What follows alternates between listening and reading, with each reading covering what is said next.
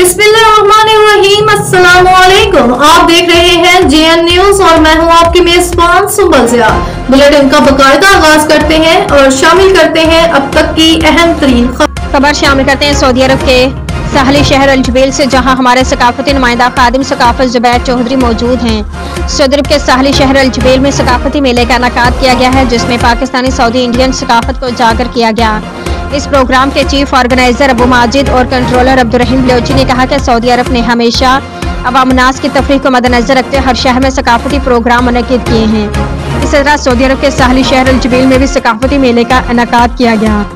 मेले में बच्चों के लिए रंग बिरंगे झूले, खाने पीने के स्टॉल लगाए गए, जिससे बच्चे और बड़ों ने खूब लुत्फ उठाया। स्टेज पर गैर मुल्कियों ने अपने फन का मुजाहिरा करके आवाम से खूब दाद वसूल की। मेले में आए मुल्की और गैर मुल्कियों का कहना था कि हम सऊदी हुकूमत का शुक्रिया अदा करते हैं, जो हम लोगों की तफरीह का ख्याल रखते हुए इस तरह के प्रोग्राम मुनक्किद करते हैं। इस तरह के सकाफती प्रोग्राम में शामिल होकर हमें यही महसूस होता है हम अपने देश में मौजूद हैं।